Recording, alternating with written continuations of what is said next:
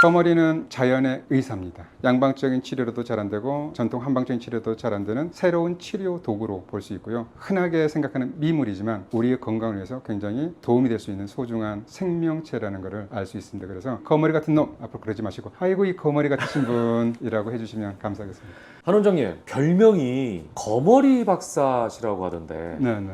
나쁜 의미 아니죠? 우리가 거머리 같은 사람이라는 표현 쓰잖아요. 무슨 의미입니까? 네, 저를 이제 오래전부터 알아서 그렇진 않잖아요. 아니죠. 예. 제가 거머리를 연구해서 박사가 됐기 때문에 지금 별명이 이제 거머리 박사가 됐는데 예. 박사학위를 2002년도 3년도에 박사학위를 준비하면서 당시에 한국에서 살아있는 의료용 거머리가 들어와 있다는 사실을 알게 됐어요. 인간 기관지 상피세포에 처치해서 효과가 있는지를 봤는데 의료용 거머리를 물려보는 시도를 해봤죠. 저한테 그거를 권유했던 분이 계세요. 카이스트 명예 교수님인데 예. 그때부터 지금까지 거머리요법을 하고 있습니다. 그러면 거머리 치료법이라는 게 살아있는 거머리로 치료하는 방법인가요? 그렇죠. 살아있는 거머리를 피부에 물려서 치료 효과를 내는 생물요법으로 정의할 수 있습니다. 생물요법. 아무 거머리나 이용하는 건 아니죠? 아, 그렇게 하시면 큰일 나고요. 거머리 요법으로 할 수 있는 거머리를 의료용 거머리. 동의보감이나 본초 과목에도 기록되어 있고 거머리는 의료용 거머리를 이용해야 하는데 많은 의사들이 연구를 하다 보니까 미국 FDA에서는 의료용 거머리를 의료기구, 메디컬 디바이스로 승인을 해줬어요. EU에서는 의료용 거머리를 메디컬 프로덕트로 인정을 해서 의사들이 거머리법을 많이 하고 있어요. 굉장히 활성화되어 있는 편이네요. 제가 이제 의료용 거머리라고 말씀드린 거는 철저하게 병원성 세균이 없는 의료용 거머리를 사용해야 됩니다. 사실 거머리요법이라고 하면 많이들 무시를 하세요. 아, 무슨 거머리로 치료를 해. 그런데 러시아에서 환자분이 오신 적이 있어요. 그분이 저한테 이걸 선물해 주셨어요. 자기 나라에 거머리요법이 굉장히 유행을 하는데 한 선생님에서 구해왔다. 이게 거머리요법 책이에요. 그러면 뭐 서양만 거머리요법이 있냐? 그렇지가 않습니다. 동의보감입니다. 그러네요. 동의보감 보면 이게 지금 확대되어 있는 게 이건데요.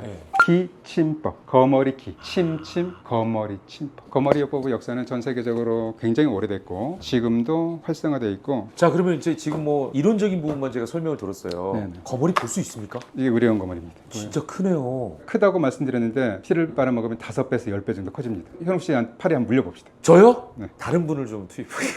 백 PD. 표정이 별로 안 좋으신데?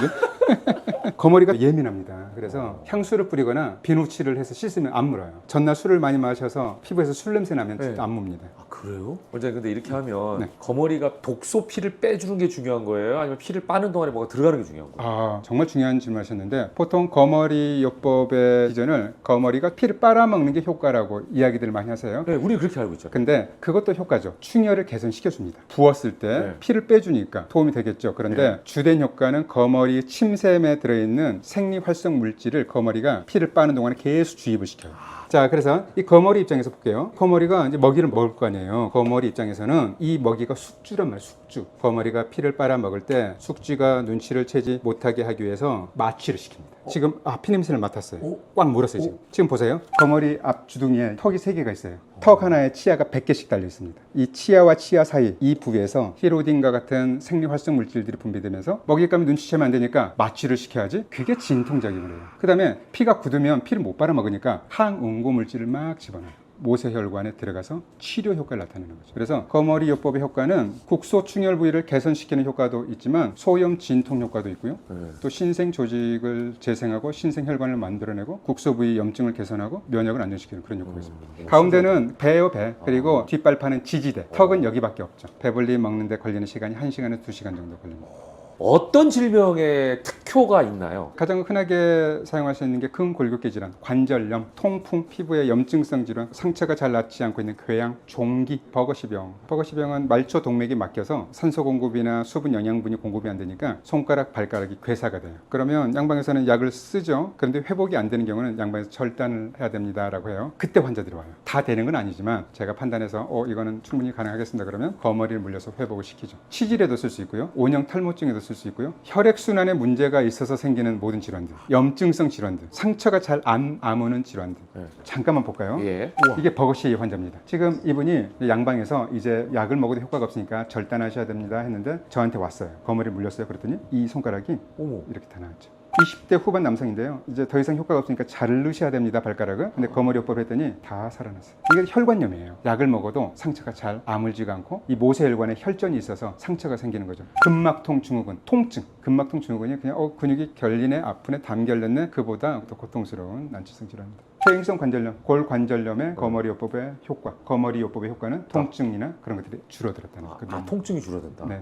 거머리요법을 받아서는 안 되는 위험한 사람도 있겠죠. 항응고제를 드시고 계신 분들, 배불리 먹어서 떨어진 뒤에 자연 상태로 놔두면 9시간 정도 피가 이렇게 나요. 그때서 이제 아물어요. 와파린이나 헤파린, 가볍게 아스피린이라도 복용하고 있으면 치료 시간이 더 길어져요. 그래서 충분하게 환자분들은 숙지를 시키고, 또 면역력이 너무 떨어져 있는 분들은 쉽게 감염이 되고 상처가 잘 안 아물어요. 정말 주의를 기울여야 되고, 인터넷상에 의료용 거머리를 직접 사서 집에서 시술하는 분들이 계세요. 아이고. 여드름에, 두통에. 이게 일반적인 치료법이 아니기 때문에 절대 집에서 할 수 있는 그런 가정요법은 아닙니다. 거머리는 자연의 의사입니다. 양방적인 치료로도 잘 안 되고 전통 한방적인 치료도 잘 안 되는 새로운 치료 도구로 볼 수 있고요. 흔하게 생각하는 미물이지만 우리의 건강을 위해서 굉장히 도움이 될 수 있는 소중한 생명체라는 것을 알 수 있습니다. 그래서 거머리 같은 놈 앞으로 그러지 마시고, 아이고 이 거머리 같으신 분이라고 해주시면 감사하겠습니다. 그 거머리 이제 확인해 봐야죠. 네. 얼마나 커졌을까요? 한번 배불리 먹은 거머리는 6개월에서 1년 동안 먹이 활동을 안 할 거고,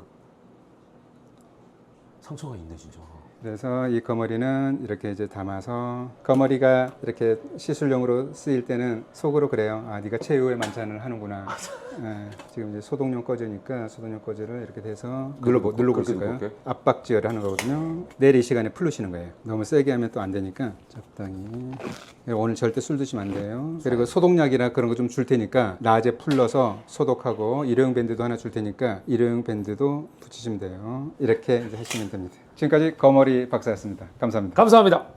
자, 안녕하세요. 반갑습니다. 네, 안녕하십니까. 네, 본인 소개 좀 부탁드릴게요. 한방 내과 전문의 한동아라고 합니다. 한동아 원장님, 워낙 뭐 방송에 많이 나오셔서 여러 가지 주제들을 많이 말씀하시는데 그 중에서도 면역에 대해서 강조를 많이 하시더라고요. 네. 일단 면역이란 게 뭔가요? 정의를 좀 내려주시죠. 면역, 역병으로부터 면제를 시켜주는 겁니다. 그래서 이제 보통 보면 이제 코로나에 안 걸리면 네. 면역력이 좋구나라고 표현하는 거죠. 면역력이라는 단어도 또 어려워요. 면역력은 적응력, 자연 치유력, 자신이 건강한 상태로 다시 되돌아가는 항상성, 이게 면역력입니다. 과거에는 이제 면역이라는 단어가 없었어요. 일제 강점기를 통해서 생긴 단어인데, 네. 그 이전에는 뭐 조선시대나 그럴 때는 면역이라는 단어가 아예 없었죠, 한국에.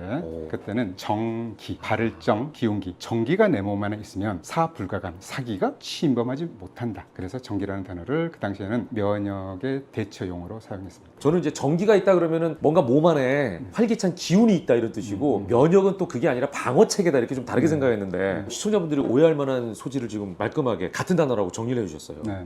알레르기와 이제 면역에 대한 얘기를 해야 되니까, 알레르기는 뭔가요? 알레르기는 쉽게 말하면 어떤 증상이나 병이 생겼어요. 기존의 이론으로 설명이 안 되는 겁니다. 이 증상은 이해가 되지 않는다, 잘 모르겠다, 그게 알레르기입니다. 그래서 알레르기 질환은 기전을 설명하기 어려운 질환이다라는 의미가 있습니다. 아토피라는 단어도 많이 쓰잖아요. 예. 근데 아토피는 유전적인 성향을 보이는 알레르기를 아토피라고 합니다. 그러면은 지금 단어가 3개 나왔어요. 네네. 면역, 알레르기, 아토피. 그럼 이 3개 단어가 연관이 되는 거는 어떤 면에서 연관성이 있는 거죠? 면역 안에 알레르기 질환도 있고, 그 중에 유전성을 띠는 걸 아토피라고 표현하는 거죠. 면역 질환은 크게 방금 말씀드렸던 알레르기 질환, 그 다음에 자가 면역. 알레르기 질환은 외부에서 항원이 들어오는 거예요. 예를 들어서 꽃가루 알레르기가 있다고 치면 항체가 몸에 있는 거예요. 그러면 꽃가루가 항원이 되고 항체가 만나서 반응을 보이는 게 알레르기 질환인데, 자가 면역 질환은 항원이 없음에도 불구하고 염증이 몸에서 저절로 일어나는 거죠. 면역 세포들이 항원을 공격하고 항원에 대한 방어를 해야 되는데 자기 신체 조직을 공격하는 쿠데타, 이게 자가 면역 질환이에요. 그리고 많은 분들이 알고 있는 암도 면역 질환이고, 후천성 면역 결핍증도 면역 질환이고, 면역 안에는 다양한 질환들이 포함되어 있습니다. 특별히 오늘 주제를 면역 중에서도 알레르기, 아토피 이렇게 잡으신 이유가 있나요? 여기는 이제 한의원이고, 저는 임상을 하는 사람이고, 큰 병원에서야 자가 면역 질환이나 암이나 그런 것들을 다스릴 수 있죠. 치료할 수 있는데, 알레르기 질환은 굉장히 흔한 질환이면서도 치료가 잘 안 돼요. 그래서 한 30년 전부터 알레르기 질환에 관심을 가지고 지금까지 치료하고 있습니다. 제가 왜 알레르기 질환을 집중적으로 클리닉을 하게 된 이유를 아세요 혹시? 치료가 잘 안 되기 때문에.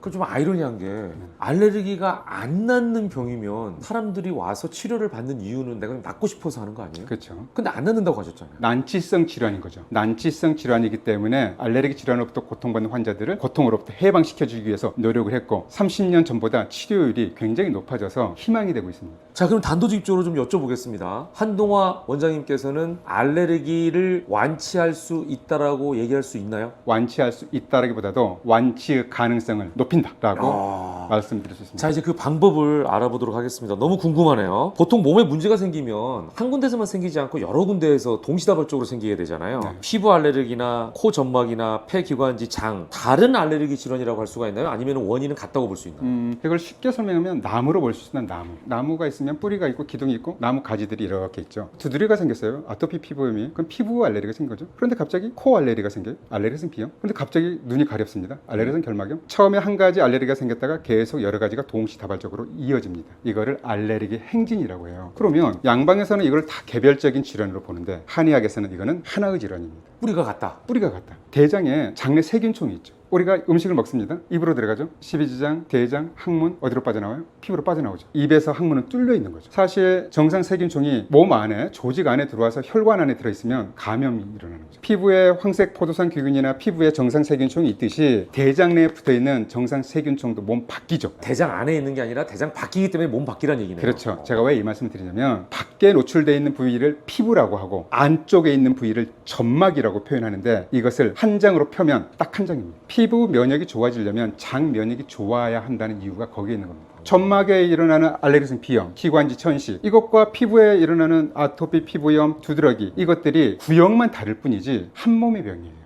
몸이 치료되면 도미노처럼 나빠지지만 도미노처럼 좋아집니다. 자, 그러면은 한방에서는 알러지 치료를 어떻게 합니까? 사실 저만의 노하우가 있지만 기존 한의사들을 바탕으로 해서 연구를 한 거죠. 네. 그래서 양방에서는 보통 이제 면역 억제제나 항히스타민제, 스테로이드 제제를 많이 쓰잖아요. 네. 면역 억제제는 강력합니다. 염증 반응이 줄어드니까 증상은 가벼워져요. 그런데 몸이 바뀌지 않은 거예요.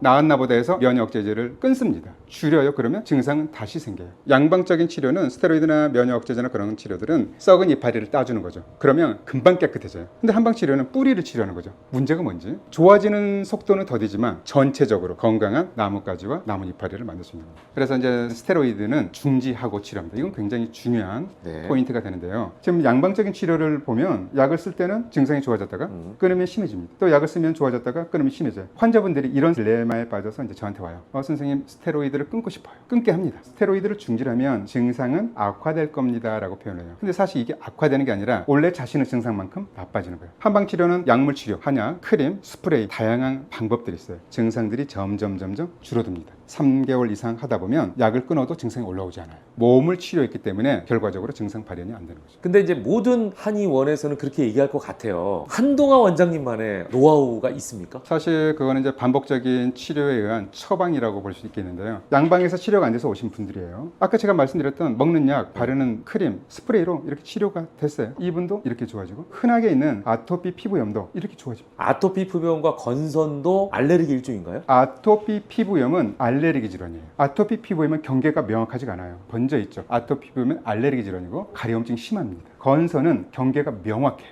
증상은 비슷한 것 같지만 가려움증은 거의 없습니다. 건선은 자가 면역 질환이에요. 한의원에서는 어떻게 치료하는지 한동아 원장님만의 노하우 잠깐 말씀해 주셨는데 가장 중요한 건 시청자분들 입장에서 한의원을 가지 않더라도 집에서 피부에 염증이나 알레르기 등이 있을 때 가볍게 치료하거나 예방할 수 있는 방법이 있다면 더 좋지 않겠습니까? 간단하게 해볼 수 있는 유금피라고 있습니다. 유금피. 느릅나무의 뿌리 껍질, 줄기의 껍질을 유백피라고 하는데 시중에서 구할 수 있어요. 이거를 끓여서 거즈에 묻혀서 스포로 해주는 거죠. 피염은 스프레이에 넣어서 그 액을 코에 쏴주는 거예요. 마셔도 됩니다. 이 유금피는 염증을 완화시키는 데 굉장히 도움이 많이 돼요. 그리고 건강강좌에서도 정말 강조를 많이 하고 있는 식품 중에 하나가 강황입니다. 강황이 알레르기 질환뿐만 아니라 자가 면역 질환을 억제하는 효과가 굉장히 커요. 탈모에도 도움이 되고요. 심지어 항암작용이 있는 것까지도 연구되고 있고 강황을 먹는 방법은 강황 가루를 한 스푼 정도 먹는데 지용성이라 올리브 기름이나 그런 걸 같이 먹으면 좋고 두유랑 같이 섞어 먹어도 좋습니다. 그리고 또 하나 버섯에 들어있는 베타글루칸이 면역에 정말 좋습니다. 버섯에 세포벽에 베타글루칸이 많이 들어있기 때문에 잘게